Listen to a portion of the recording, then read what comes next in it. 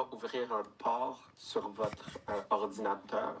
Donc, mettons, c'est littéralement une porte pour communiquer avec l'extérieur. Et si, exemple, on scanne les ports et on détecte que vous avez un service qui n'est pas mis à jour et qu'il y a une vulnérabilité dessus, donc on va pouvoir l'attaquer.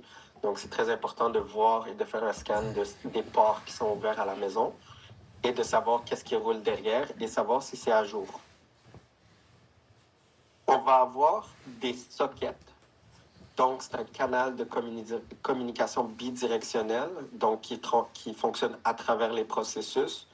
Donc, un socket, c'est relié à une adresse IP et un port en même temps.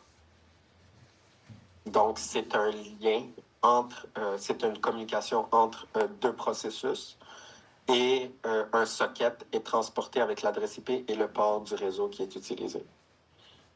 Donc, on voit ici un exemple. Un socket, c'est le bundle entre le numéro de téléphone et le téléphone en soi.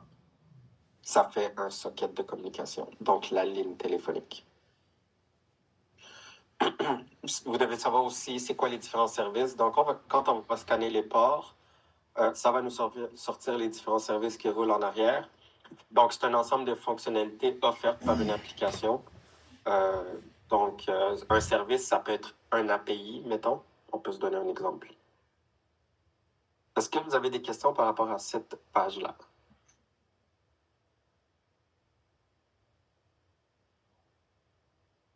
En fait, ça, c'est des choses qu'on va vérifier là, avant de faire En fait, c'est des informations que vous allez recueillir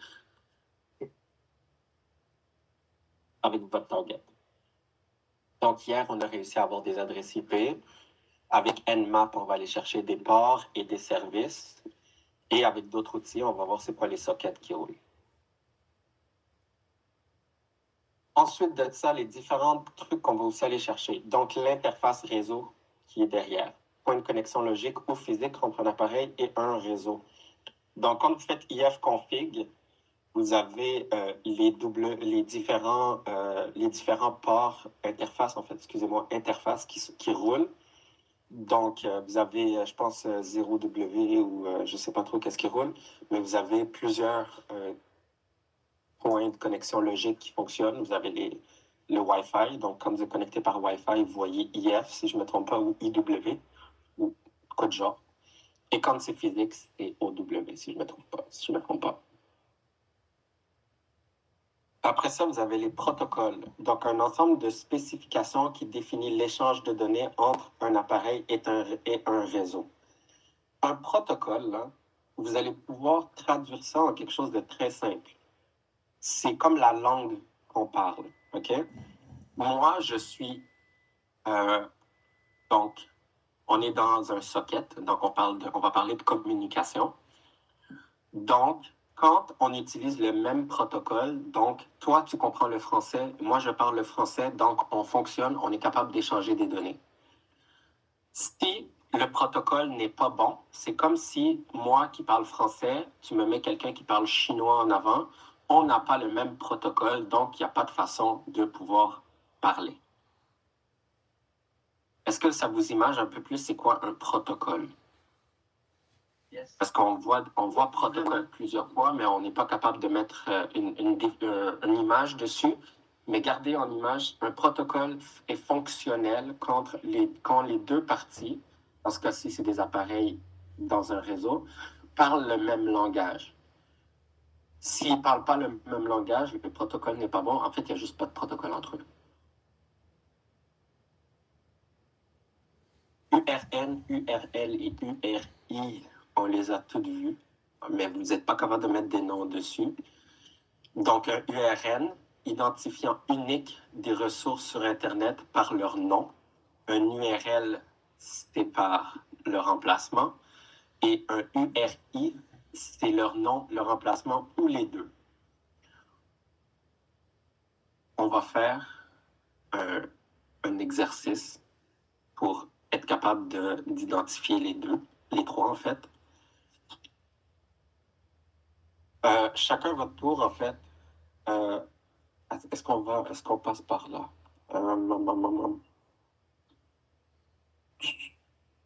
Ça, on va checker ça un peu plus tard. J'aimerais ça repartir sur la notion d'URL, URN et URI un peu plus tard. Je ne veux juste pas vous ensevelir des définitions.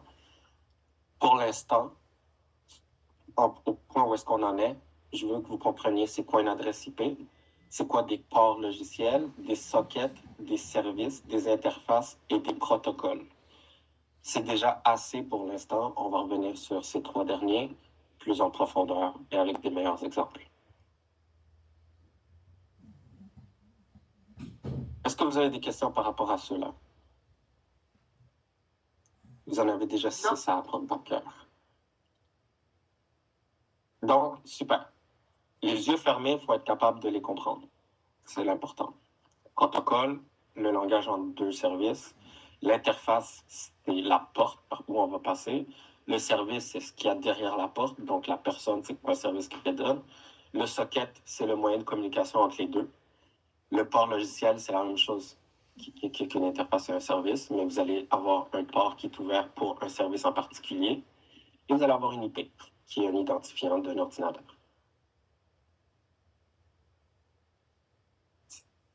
Ça vous va? Un interface, là, juste tantôt, j'en cherchais un, là, c'est ETH0. Exemple, ETH0, là, comme vous avez ça, vous êtes sur le port Ethernet 0, donc filaire. C'était ça que je cherchais comme interface tantôt.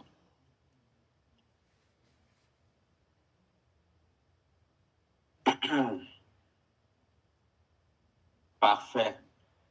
On va voir d'autres termes que vont être en anglais, mais il va falloir quand même les comprendre en anglais. Vous avez les termes OSINT, footprint, fingerprint, les termes reconnaissance, énumération, information gathering, scanning et discovery.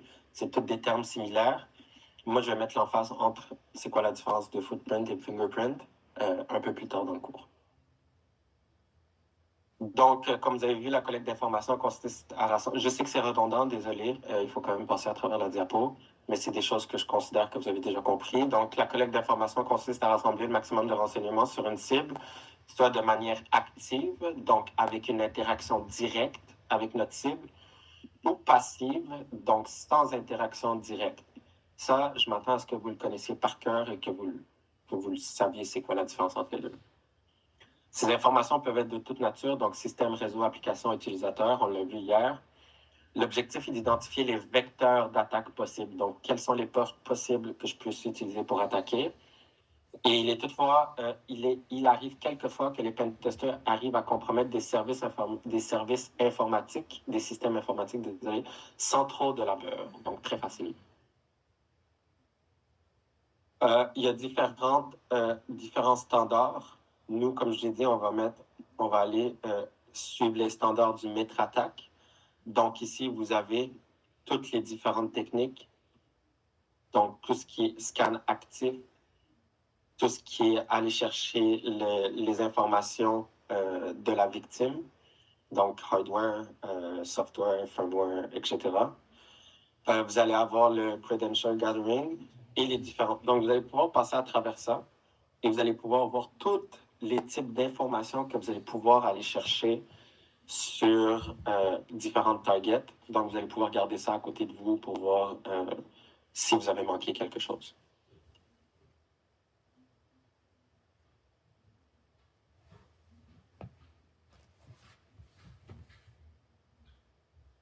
Donc,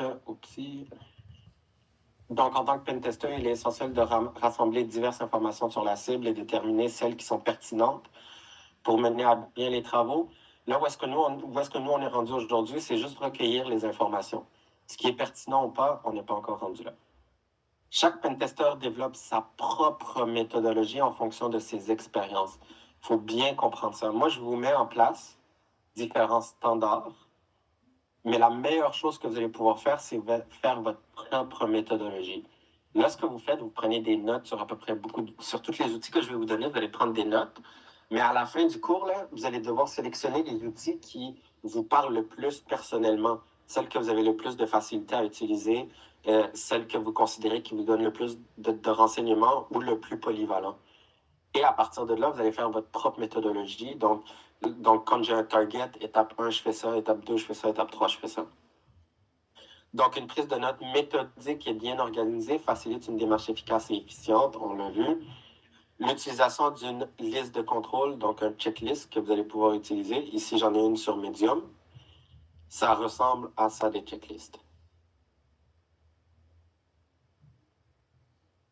Donc, vous voyez ici, il a ses lignes de commande, il a comment, si on voit ici, le numéro, excusez-moi, le nom de l'outil, avec comment l'utiliser et qu'est-ce que ça fait. C'est très important de garder ça à portée de main. Comme ça, regardez, vous les avez ici, les différentes façons de se connecter par Telnet, etc., etc. Donc, comme je dis, c'est très important d'avoir sa propre méthodologie. Faites-vous une checklist. Et ça va vous permettre là, de s'assurer que vous n'avez rien oublié. Et l'utilisation d'une combinaison de méthodes manuelles, donc comme on fait présentement, avec d'autres outils automatisés qui vont vous permettre de valider les informations. On va faire un bundle dans les deux, mais seulement à la fin du cours. Les automatisés, tout ce qui est on fait rien puis on regarde, ça va être à la fin du cours. Donc, parmi les sources d'informations utiles, on peut citer les différents moteurs de recherche, les services web, les réseaux sociaux, les emails. Il n'est pas nécessaire de connaître tous les outils disponibles, mais plutôt de prendre en main quelques outils spécifiques afin d'effectuer les tâches de collecte d'informations de manière optimale. Donc, comme je l'ai dit, on va en apprendre beaucoup. Vous n'êtes pas obligé de toutes les connaître par cœur, mais au moins avoir une idée de comment ça fonctionne. Puis, ceux que vous ne connaissez pas par cœur, vous pouvez faire des notes. Ici, vous avez un exemple d'une prise de notes. Donc, ici, on a Secret Corp qui est notre client. On va avoir une branche sous-domaine, une branche employé, une branche email footprinting et, exemple, des acquisitions qu'il a eues, que cette compagnie ailleurs.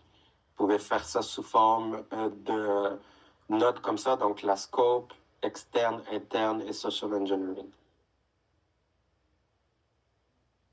Avez-vous des questions jusqu'à maintenant sur ce qu'on a vu? Oui, moi j'ai une question. Oui, rappelle.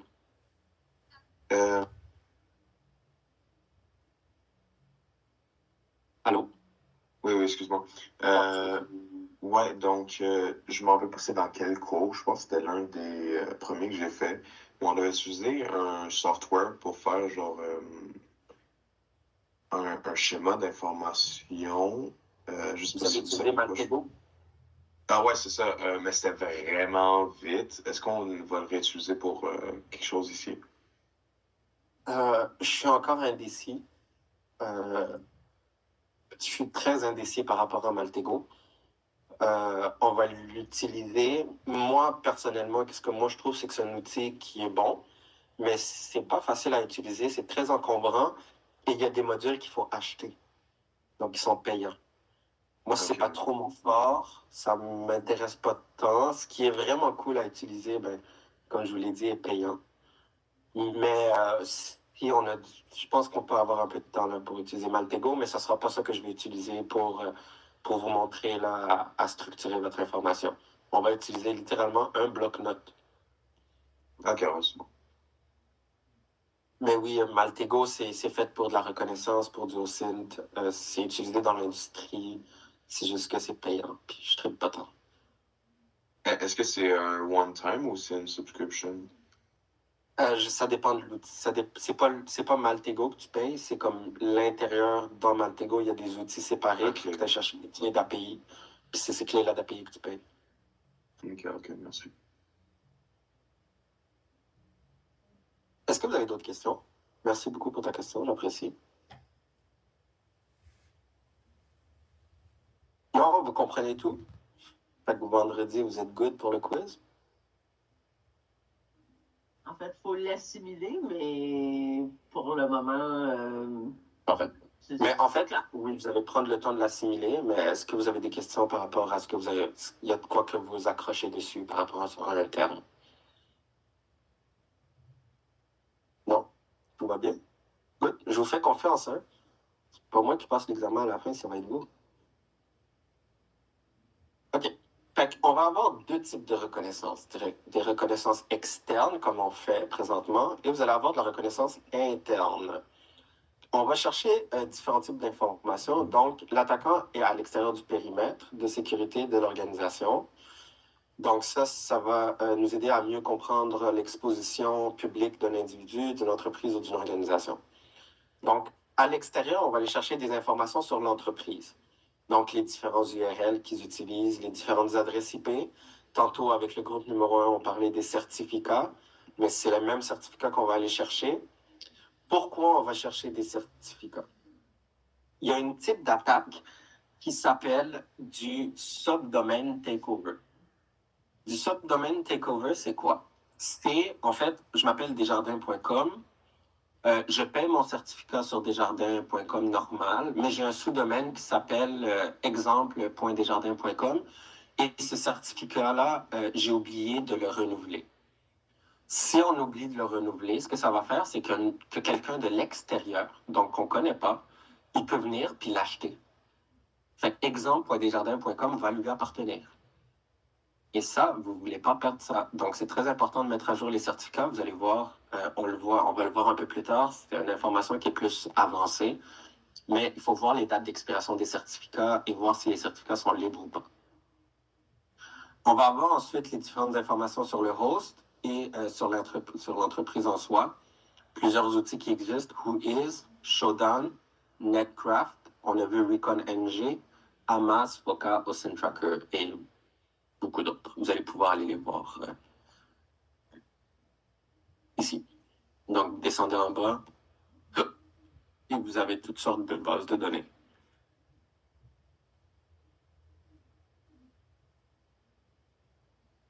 Ensuite, on va aller chercher des informations sur les utilisateurs de l'entreprise, donc les différents mails, les noms d'employés et les leaks potentiels dans les différentes bases de données. Donc, on va avoir les réseaux sociaux comme moteur de recherche directement comme Google, Bing, Yahoo. Yandex, c'est très bon aussi, c'est russe. Et on va passer par dHarvester, GitHub ou Maltego pour aller chercher ce genre d'informations-là. Par contre, vous allez avoir d'autres outils, encore une fois, que vous allez pouvoir utiliser ici. Donc, tout dépendamment de ce que vous cherchez, exemple, Phone Number Research, vous cliquez dessus et ça va vous donner tous les outils qui existent pour exemple ça. Donc, Caller ID Test, eMobile Tracker, Infobel, vous les avez toutes. Si vous cherchez autre chose, mettons du fact-checking, du data and statistics, vous allez pouvoir y aller. Privacy and Encryption Tool, ça c'est pour les certificats, vous les avez ici aussi. Inquiétez-vous pas, on va avoir une panoplie. Je trouve ça quand même hallucinant, tout ce que le monde a accès. Ouais, c'est ça. Ça devient facile pour le monde. Quelqu'un qui connaît rien là-dedans, dans l'informatique, même pas. Ça peut être facile pour lui de trouver l'information sur quelqu'un. Oui, c'est ça. Tu sais, je vous l'ai dit au premier cours. Tout ce que je vous montre, vous y avez déjà accès. C'est juste qu'il faut vous montrer à y avoir accès et vous devez vous débrouiller dedans. C'est des outils qui sont libres, mais qui sont extrêmement dangereux. C'est comme si tu laissais un AK-47 à un enfant de 14 ans. C'est vraiment dangereux. C'est ça, je me dis aussi. Donc, vous allez chercher aussi différentes informations et fuites de données. Donc, Have I Been Pwned, c'est quelque chose qui est très, très, très utilisé. Et ceux qui connaissent ma compagnie, ben, moi, je suis plugué à eux. Donc, mes clients, moi, j'utilise les API. Donc, à toutes les fois que j'ai un client qui rentre et passe son adresse courriel et tout, moi, j'ai un scan qui se fait automatiquement sur Have I Been Pwned pour savoir si ces credentials n'ont pas été leakés ou pas. Donc, on peut trouver des clés d'API, des secrets, des mots de passe ou des trucs qu'on va retrouver dans les codes sources comme GitLeak ou GitRub. Et vous avez encore une fois d'autres outils ici que je vous mets en main pour avoir toutes les façons d'avoir les leaks. Donc, encore une fois, dans votre temps personnel, là, si vous avez du temps, cliquez sur les autres outils, là. Vous en avez pour des heures et des heures là, à tester et à voir. Est-ce que vous avez des questions pour de la recon externe?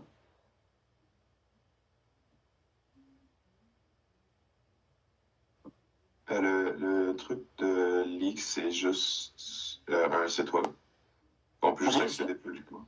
Ouais, en fait, tu vas sur ton site web, tu écris, je vais écrire mon numéro d'entreprise.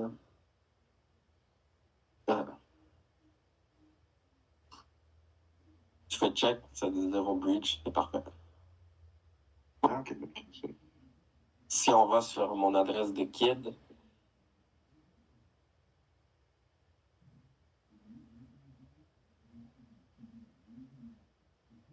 attends, c'est mon adresse d'enfant. Et vous les voyez, ça date d'avril 2025, c'était le plus récent. Donc, dans la compromission, il y avait les emails et les passwords. S'il y a cela, vous voyez email, adresse IP, nom, password, numéro de téléphone, adresse physique et username qui sont liqués. Tu peux cliquer là-dessus puis aller voir les infos.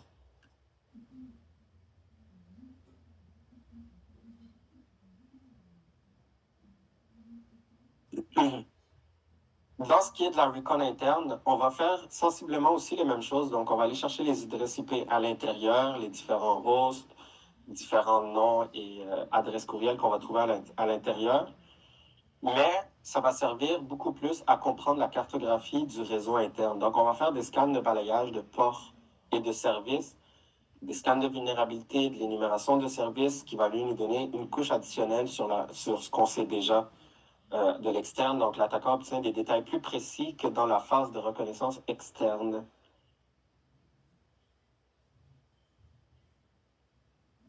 Là, on va avoir ce qu'on veut dire par scan. Donc, on va avoir un scan d'autres ports et services. Quand vous allez faire un scan avec Nmap, vous allez faire des scans avec Nmap. Donc, il y a un total de 65 535 ports disponibles pour la communication, donc à la fois TCP et en UDP. Ces ports sont utilisés par différents services, dont les plus connus, on connaît le port 2021, c'est pour du FTP. Donc, quand ils sont ouverts, c'est qu'il y a du File Transport Protocol derrière. Après ça, vous allez avoir le port 22 qui est un port SSH, on le connaît tous, 23 Telnet, 25 SMTP. Vous savez, ces ports-là que vous voyez, que je vous ai mis ici, là, avec le temps, je vous jure, vous avez ma promesse, vous allez les connaître par cœur. Vous allez entendre port 20, 21 FTP, 22 SSH, 80 HTTP, 80, 80 HTTP, 443 HTTPS, vous allez les savoir. C'est quelque chose qui va devenir inné avec le temps. Surtout le 80-80 ou le 443. SSH et FTP. Ethernet. En fait, tout. Je ne vais pas vous les donner à l'examen. Il y a deux que je vais vous donner à l'examen que je veux absolument que vous les connaissiez. Le port 80 et 443. Ces deux-là, HTTP et HTTPS. C'est quoi la différence entre HTTP et HTTPS? La sécurité. Good. Parfait. On retient ça. On retient parfaitement ça. Le Nmap, donc, c'est l'outil le plus utilisé et le plus populaire pour les scans réseau. Il utilise des processus TCP Three-Way Handshake pour déterminer le statut des ports en fonction des techniques de scan utilisées. Donc, vous n'avez pas besoin de la comprendre, mais il fait une requête SYN. Il reçoit le SYN et le ACK, puis il renvoie le ACK. Comme ça, il s'assure que la communication est fonctionnelle. Vous n'avez pas besoin d'apprendre ça, mais il fonctionne par Three-Way Handshake. Oui, juste une petite question. Tu sais, quand on parlait tantôt d'actifs et passifs, un scan Nmap, là, est-ce que ça fait partie de actif? Oui, parce que tu pompes directement. Directement, c'est ça. Tu vas aller checker les ports ouverts, là, toutes ces affaires-là. Directement sur le... C'est ça. Okay, Parce bon, que tu vois, le client... Pour comprendre un peu plus, c'est comme la différence, genre, de où est-ce qu'on s'en va. Ouais. Bon. Le check, tu vas le voir. Tu sais, le client ici, dis-toi que c'est toi. Et le serveur, c'est le serveur de ta compagnie. Là, tu as un lien direct avec eux. Fait que tu peux directement le serveur de la compagnie. Bon. Parfait. Ça aussi, vous allez le voir avec la pratique un peu plus tard dans la session. C'est pas tout de suite, mais vous allez voir, il y a différents types de ports. Des ports ouverts, fermés, filtrés. Et vous allez ouvert, filtré et fermé, filtré. Ouvert, filtré et fermé, filtré, c'est comme s'ils étaient présents. Ouvert, en fait, c'est un port qui est ouvert, mais souvent filtré parce qu'il n'y a pas n'importe quoi qui peut rentrer dedans. Donc, il y a comme une sécurité derrière. Tandis que ouvert, c'est un port qui est juste ouvert. Si le port n'est pas à jour, ben on y a accès. Fermé, on le s'entend que c'est fermé. Et filtré, c'est juste filtré. Vous avez ici différentes commandes. Ben, on va voir ça dans un laboratoire plus tard.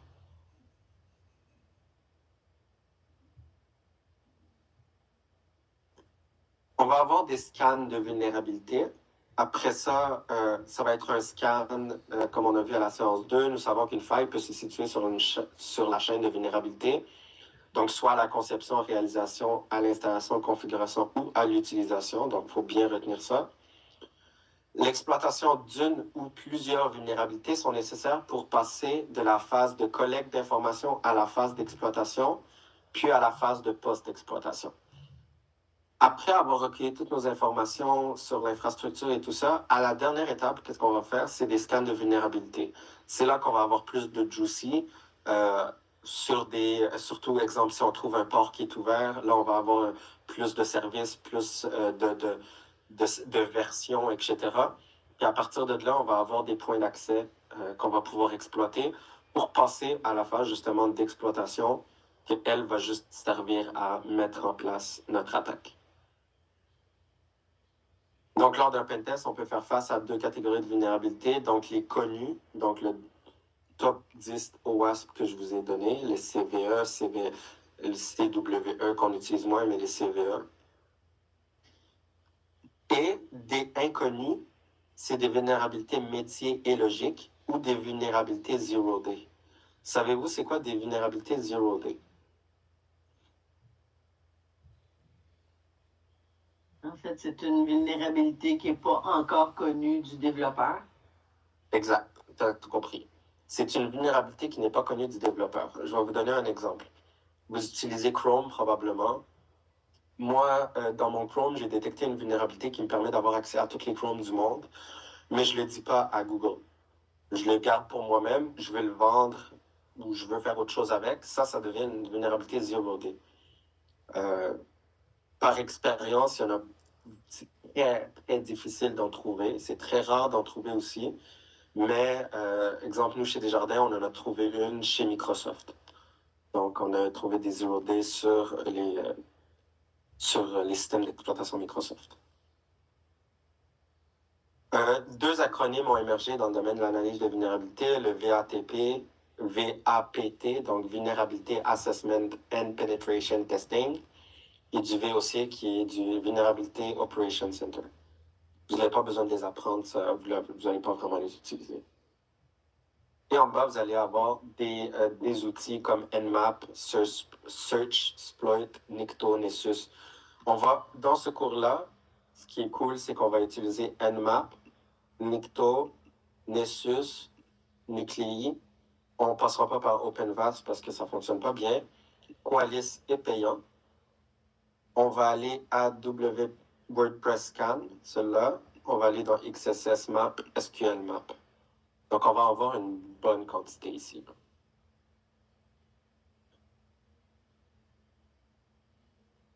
Donc, vous voyez ici, la méthodologie d'énumération reste commune quel que soit le service à énumérer. La seule adaptation, c'est les outils qui sont nécessaires pour l'exploiter. Donc, vous allez voir ici, quand on trouve le port 2021, on va utiliser, puisque c'est des FTP, on va utiliser Nmap, Netcat, FTP, Wireshark, Metasploit. Et vous voyez ici, il y a plusieurs tricks. Quand vous détectez un FTP, vous allez dans le site qui s'appelle ActTrick. Oh, oups, cette page-là est plus valide. On va la retrouver. Je vais aller la changer aussi. Ouais, donc, on va aller juste sur FTP le port 21, et vous avez ici toutes les informations nécessaires pour soit vous connecter, soit l'utiliser. Ça sert à quoi? C'est quoi les connexions actives et passives sur le port 21? Vous allez ici, il vous montre comment utiliser Netcat, donc NC qui est Netcat, comment utiliser LFTP, et vous avez plein d'outils là, sur comment utiliser les outils par rapport à ce port que vous avez trouvé ouvert. Si on va dans SSH, qui est le port 22, on voit ici aussi les différents outils et comment faire de l'énumération. Si on trouve, exemple, vous voyez, tous les ports sont ici. Là. Vous pouvez trouver une quantité industrielle de ports. Si vous trouvez, exemple, le EPP, le port 700 ouvert, vous pouvez venir ici et lire c'est quoi EPP. Je ne connais pas EPP, j'ai jamais vu ça, mais on peut lire ici.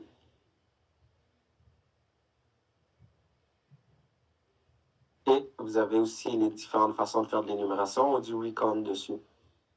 C'est très intéressant, gardez ça dans vos trucs, là.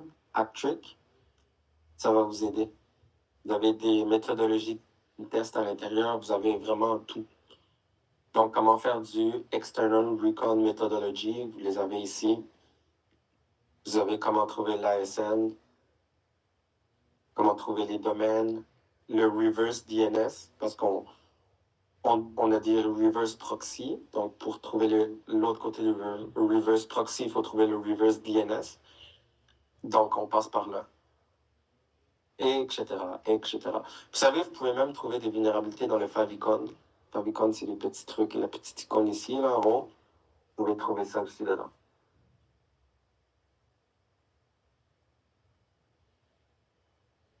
Est-ce que vous avez des questions par rapport à ça? Donc, vous voyez ici, là, tous les articles sont là, que vous en avez besoin. Donc, vous mettez tout ça dans vos favoris. Actric. Oui. Pourquoi je vous dis ça? Parce qu'à l'examen final, je vais vous donner un serveur à pirater. Je ne vous dirai pas quel port va être vulnérable. Je ne vous dirai pas comment l'exploiter non plus. Mais vous allez devoir savoir comment lire. Et si vous savez comment lire, vous allez trouver la réponse à travers ça.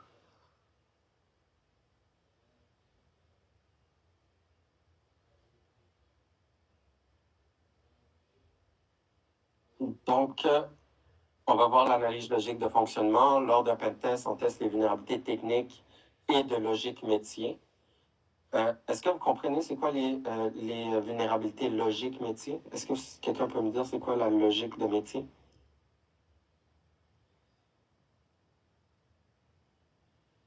Moi, je pourrais pas dire non. OK. En fait, si vous allez trouver des vulnérabilités techniques, ça en fait c'est des logiciels qui sont soit pas mis à jour ou peu importe. Logique, en gros, c'est le développeur, il a créé un outil qui sert à faire quelque chose. Donc, je sais pas moi, prendre des rendez-vous dans un calendrier. Donc, il y a une suite logique. Un utilisateur clique sur le calendrier, après ça, sélectionne la date, l'heure et fait Enter, ça l'envoie vers le serveur. Mais mettons, lui, il n'a pas pensé qu'une fois qu'on a cliqué Enter, ça va nous dire ta réservation numéro 2130, elle a été réservée.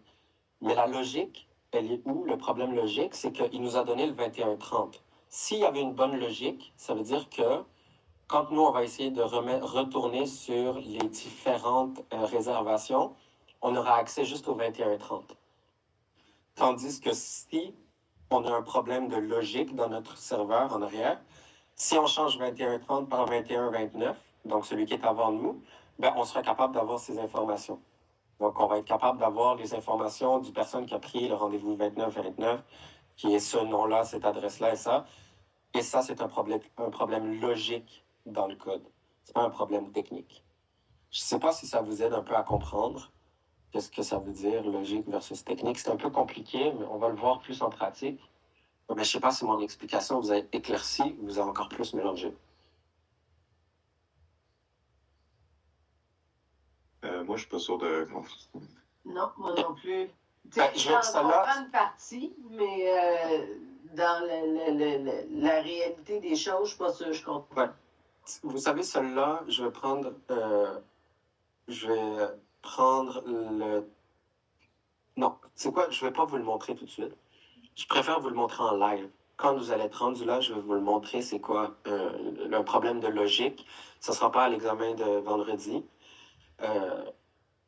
C'est quelque chose que je dois plus vous montrer concrètement parce que c'est suite à c'est une logique derrière un code, mais il faut que je vous montre le code pour comprendre la logique. Donc c'est un peu difficile à expliquer. Mais je vais vous le montrer quand le temps arrive. Les outils automatisés existants ont du mal à identifier les suites logiques surtout parce qu'eux vont aller trouver le technique mais pas le logique. Le logique, c'est vraiment nous, c'est l'humain. Donc, selon la logique de notre cerveau, on va comprendre des choses que le technique ne comprendra pas. Donc, c'est ça qu'il faut retenir, que les outils automatisés ont du mal à trouver les vulnérabilités logiques. La capacité à les identifier correspond correctement, dépend donc de la compréhension de la logique métier par le pentester. Ça aussi, comme je l'ai dit, on va le voir concrètement. Les vulnérabilités logiques, comme ça dit, ça va être plus le cerveau d'un pentester qui va les trouver, tandis que les vulnérabilités techniques, on va utiliser des outils plus automatisés pour les trouver. Donc, exemple de manipulation des prix, un site e-commerce gère les prix des produits du côté client plutôt que du côté serveur. Cela signifie que le prix d'un article est envoyé par le client lors de la transaction et le serveur accepte simplement ce prix sans vérifier. Un attaquant peut alors modifier manuellement le prix d'un article pour l'acheter à moindre coût. Ça, c'est un problème logique. Ça, c'est un problème logique et non technique. Est-ce que ça vous aide un peu plus à comprendre? Ça peut être non, là. Pas de problème.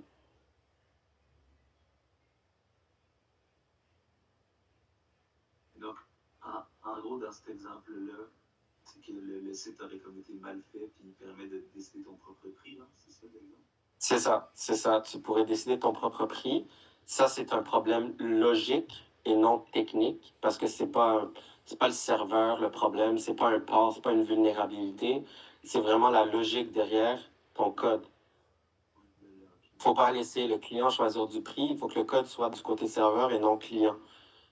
Donc ça nous permet, c'est pas un outil qui va le détecter, c'est vraiment nous quand on va faire le test, quand on va utiliser, je vais parler à un groupe 1, on va utiliser un genre d'outil Man in the Middle, Burp Suite, et ça va nous permettre de faire ce type de modification-là. Donc on va voir c'est quoi l'information qui est envoyée vers le serveur, et avant de l'envoyer vers le serveur, on va lui faire un pause, montre-moi qu'est-ce que tu lui envoies. Puis mettons, dans l'envoi, on voit, exemple, prix de l'article 20 $. Ben nous, puisqu'on est curieux, on va mettre 0 $, puis on va voir si le serveur il va l'accepter. Si le serveur il accepte sans vérifier, ça veut dire qu'on a une vulnérabilité logique. Et puis je comprends. Toi, Lucie, est-ce que c'est un peu plus clair? Oui. Merci. Parfait. Quelques techniques pour identifier les vulnérabilités de type logique, donc test de valeur extrême, donc du fuzzing, on va tester ça. Falsification de paramètres, donc ça aussi on va le faire. Contournement du contrôle côté client, ça on va le voir mais on le fera pas pour la simple et bonne raison que c'est très difficile à l'implémenter dans du faux. On va contourner, quand vous allez connaître le mécanisme derrière le contournement, vous allez pouvoir le tester, mais c'est très difficile à contourner et ça prend beaucoup plus de maîtrise des autres techniques qu'on va voir avant d'avoir à contourner ça. L'exploration complète de l'application et de ses fonctionnalités. Et comme on a dit, Burp Suite, on va le voir. Zap, on va le voir. Crawler et Spider. Crawler et Spider, on va les voir dans Zap. Et Burp Suite, ça va être notre outil de Man in the Middle. Donc, on va finir par l'analyse des vecteurs d'attaque. Donc, les outils automatisés peuvent générer de nombreux faux positifs. C'est pourquoi le pentester doit effectuer une vérification manuelle de chacune des potentielles vulnérabilités identifiées. Il ne faut pas faire confiance les yeux fermés à tous nos outils. Donc, après avoir découvert les vulnérabilités, le pentester les évaluer en fonction de leur gravité à l'aide d'un système de notation tel que le CVSS. Le calcul de CVSS, on va le voir un peu plus tard dans la session. Différents vecteurs d'attaque sont envisageables, notamment de la sécurité physique, système d'exploitation, réseau, base de données, applications, ingénierie sociale et de la rétro-ingénierie.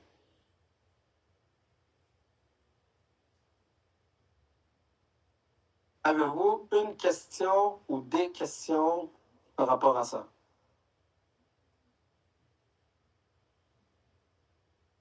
C'est vraiment important de me le dire là, maintenant. Comme ça, vous allez pouvoir garder, comprendre sur le coup. Non, je vous explique tant bien que ça pour pas avoir de questions. Voyons donc. Mais c'est parce qu'on ne sait pas encore ce qu'on sait pas. Pour ma part, ça a l'air comme compréhensible quand même de ce qu'on voit, mais c'est plus peut-être à la pratique que les questions vont venir. Ouais, après qu'on essaye, inquiète-toi pas. À la pratique, on va en avoir des questions, inquiète-toi pas avec ça. Super, c'est parfait, c'est super. Mais en tout cas, ce que je veux être certain, là, c'est que c'est les termes que je vous ai montrés, eux, sont maîtrisés parce que vous allez les revoir dans les outils, et vous allez les revoir dans mon quiz et dans mes examens. Il faut juste qu'ils soient maîtrisés et compréhensibles. Retenir un outil, moi, je vais vous donner un truc qui est personnel à moi, mais qui fonctionne extrêmement bien pour moi. Je ne retiens pas un mot avec sa définition pure. Je retiens un mot avec une image. Donc, moi, je peux dire qu'un socket, je vais les montrer c'était quoi un socket avec une image. Gardez ça dans votre tête. Protocole avec une image. IP, ben, on n'a pas, c'est comme une plaque d'immatriculation sur une voiture, là.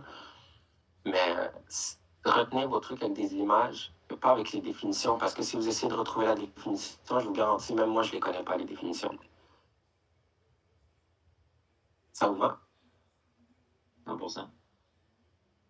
Bye! Je vous envoie dans vos groupes, ça sera pas long.